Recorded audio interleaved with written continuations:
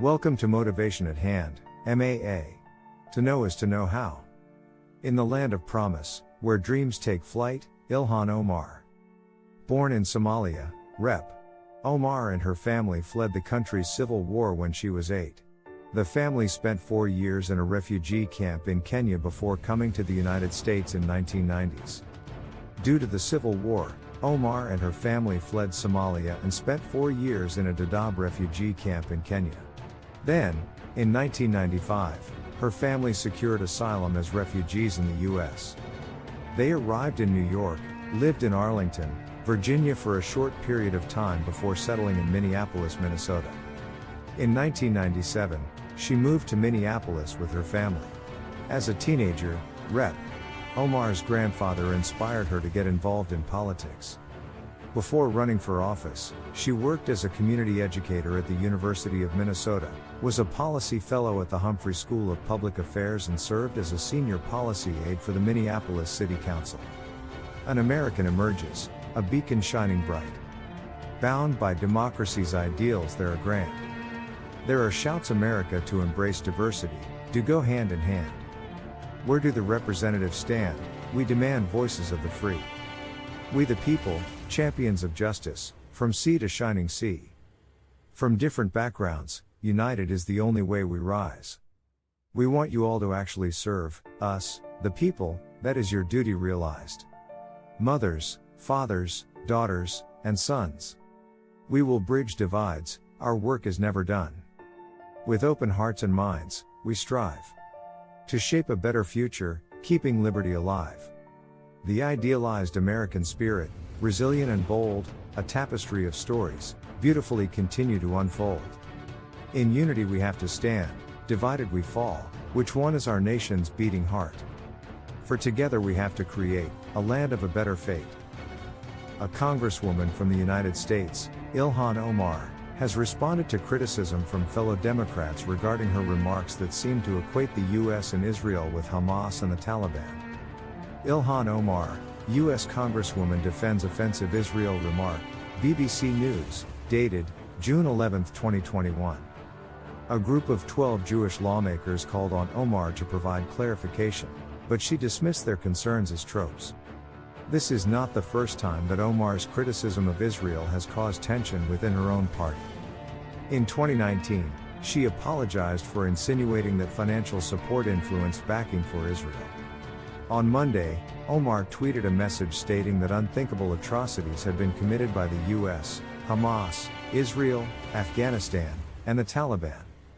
She called for equal accountability and justice for all victims of crimes against humanity, along with a video of her questioning Secretary of State Antony Blinken during a committee hearing in the House of Representatives.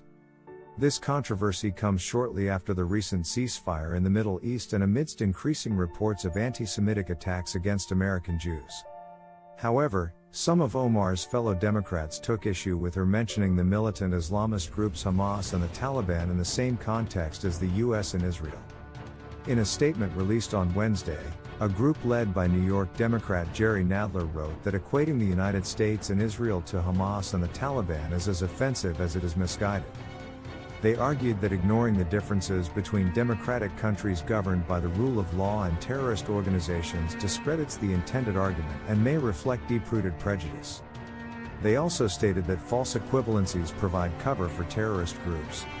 Early on Thursday, Omar, who was born in Somalia and is one of the first Muslims elected to Congress, responded to the group by calling them shameful and accusing them of employing Islamophobic tropes. She criticized her colleagues for issuing a statement instead of directly engaging in a conversation with her.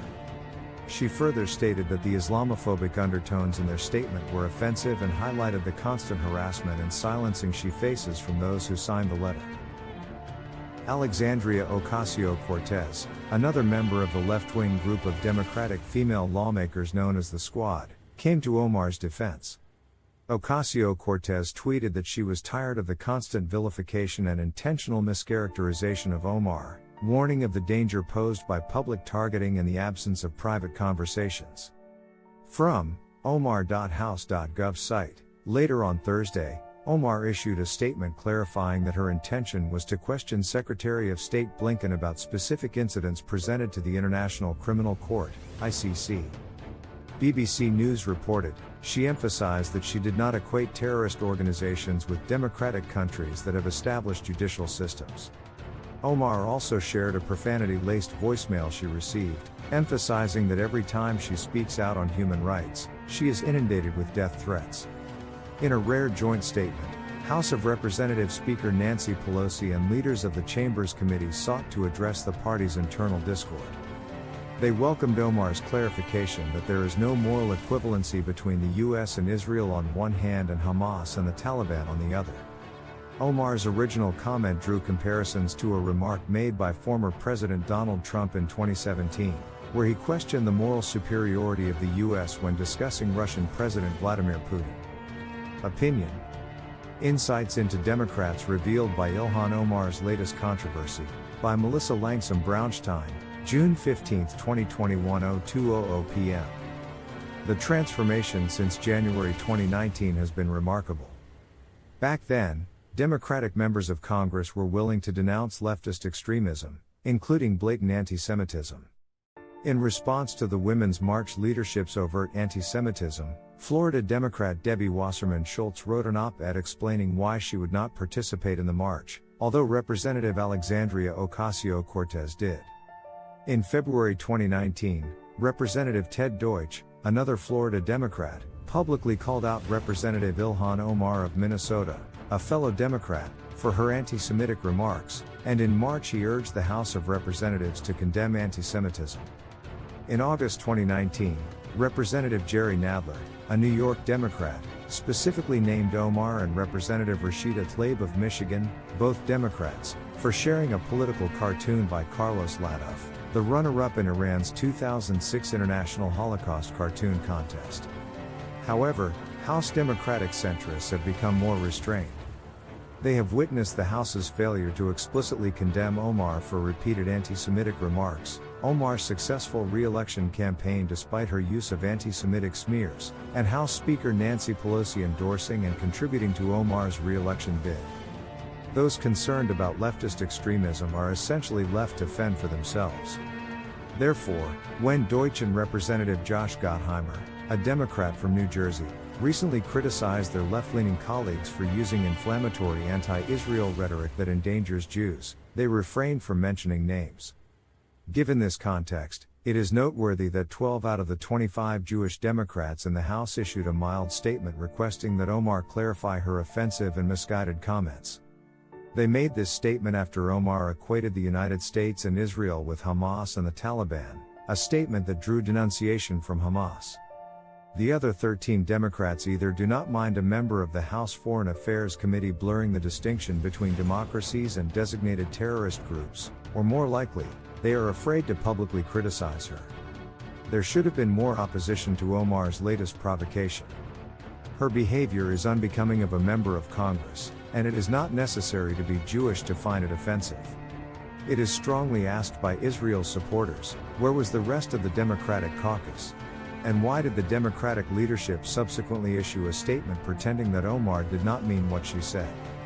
Pelosi made it clear that Democrats will not censure Omar or strip her of committee assignments, even though she deserves both.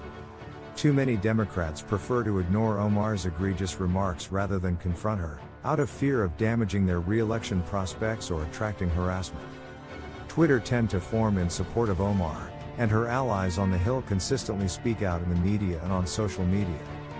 Ocasio-Cortez tweeted that the 12 Democrats are endangering Omar.